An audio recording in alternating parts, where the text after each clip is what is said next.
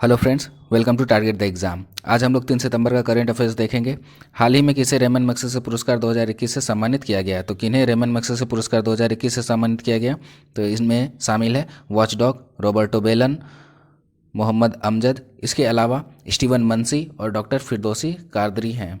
तो इन सभी को रेमन मैग्सेसे पुरस्कार 2021 से सम्मानित किया गया है। देखते हैं इसके बारे में कुछ। मोहम्मद अमजद जो कि पाकिस्तान के एक अर्थशास्त्री हैं, जिन्हें एमएसएमई सेक्टर और गरीबी उन्मूलन के लिए रेमन मैग्सेसे पुरस्कार दिया गया। रॉबर्टो बेलन जो कि फिलीपींस के एक प्रसिद्ध पर्यावरणविद हैं। वॉचडॉग ये इंडोनेशिया की एक पत्रकारिता से संबंधित संस्था है। स्टीवन मंसी जो कि अमेरिका के निवासी हैं और इन्हें मानवतावादी और शरणार्थी की सहायता के लिए रेमन मैग्सेसे पुरस्कार दिया गया। डॉक्टर फिरदौसी कादरी ये बांग्लादेश की वैक्सीन साइंटिस्ट हैं। रेमन मैग्सेसे पुरस्कार की शुरुआत जो है ये 1958 ईस्वी में शुरू किया गया था और इसके प्रथम विजेता ये भारत के ही थे, डॉक्टर विनोबा भावे। फिलीपींस के राष्ट्रपति के नाम पर दिया जाता है रेमन मैग्सेसे पुरस्कार और 2019 में एनडीटीवी के रवीश कुमार को यह पुरस्कार पत्रकारिता के लिए दिया गया था। 2020 में रेमन मैग्सेसे पुरस्कार कोरोना के कारण नहीं दिया गया। कौन सा राज्य लोगों को मुफ्त जल उपलब्ध कराने वाला पहला राज्य बन गया, तो लोगों को मुफ्त जल उपलब्ध कराने वाला पहला राज्य यह बना है गोवा। तो गोवा के राज्यपाल कौन हैं, तो गोवा के राज्यपाल हैं पीएस श्रीधरन पिल्लई और इनके मुख्यमंत्री हैं प्रमोद सावंत। तो गोवा में save water get free water के योजना के तहत प्रत्येक घर को 16,000 लीटर जल उपलब्ध कराया गया। तो और गोवा क्यों हाल ही में चर्चे में था, तो भारत का पहला रेबीज मुक्त एकमात्र राज्य यह गोवा बन गया है। 100% घरों में हर घर नल योजना को लागू करने वाला पहला राज्य यह गोवा बन गया है और समान सिविल संहिता लागू करने वाला पहला राज्य तो ये भी गोवा है और समान सिविल संहिता यह अनुच्छेद 44 के तहत लागू किया गया। विश्व की सबसे ऊंची मोटर योगी सड़क कहाँ बनाई गई, तो विश्व में सबसे ऊंची मोटरेबल रोड यह बनाया गया है लद्दाख में। और लद्दाख में यह किसको किसको जोड़ेगा, तो यह लेह को पेगोंग झील को जोड़ने वाली विश्व की सबसे ऊंची मोटर सड़क का उद्घाटन जो है किया गया और इसकी ऊंचाई जो है 18,600 फीट है। इसकी ऊंचाई 18,600 या फीट होना चाहिए, 18,600 फीट है। हाल ही में आइस हॉकी टूर्नामेंट इसका आयोजन भी लद्दाख में किया गया था और लद्दाख के वर्तमान उपराज्यपाल कौन है, तो राधा कृष्ण माथुर, आर के माथुर लद्दाख के वर्तमान में उपराज्यपाल हैं। और लद्दाख में 2 जिले हैं, कौन कौन से, तो लेह और कारगिल। किस राज्य ने स्टार्टअप सेक्टर को बढ़ावा देने के लिए इनोवेशन मिशन की शुरुआत की है, तो किस राज्य ने स्टार्टअप को बढ़ावा देने के लिए इनोवेशन मिशन की शुरुआत की है, तो ये है पंजाब। देखते हैं पंजाब के बारे में, तो पंजाब के मुख्यमंत्री अमरिंदर सिंह हैं और यहाँ के राज्यपाल बनवारी लाल पुरोहित हैं। पंजाब में लोकसभा सीटों की संख्या कुल 13 है और राज्यसभा सीटों की कुल संख्या ये 7 है और विधानसभा सीट ये 117 है। और हाल ही में पंजाब में कोविड फतह योजना शुरू किया गया। किसान आंदोलन में मृत्यु होने के कारण परिवार के एक सदस्य को सरकारी नौकरी देने का फैसला ये भी पंजाब सरकार के द्वारा लिया गया।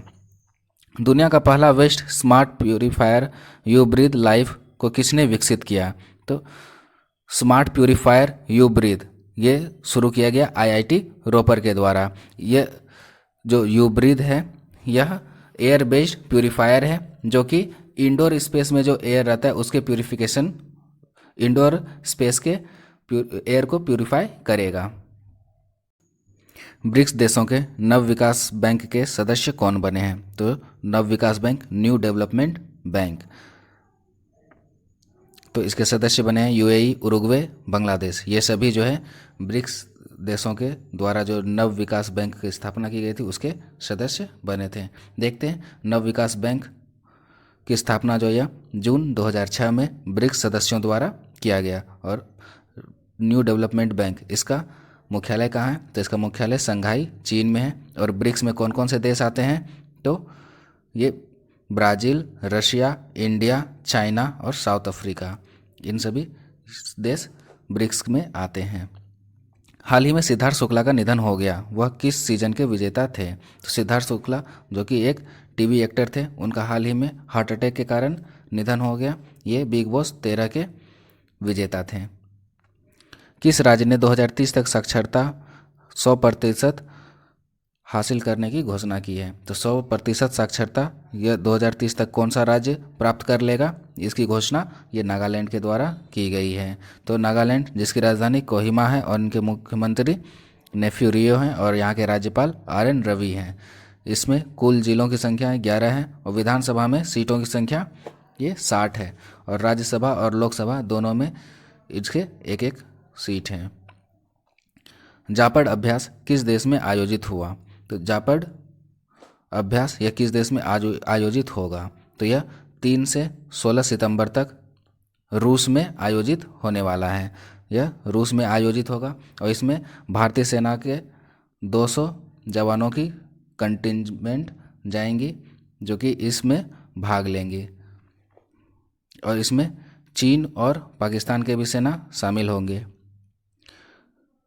तो देखते हैं रूस, इसकी राजधानी मॉस्को है, राष्ट्रपति व्लादिमीर पुतिन है और यहाँ की मुद्रा रूबल है। और ओनेगा झील जो है यह रूस में ही स्थित है।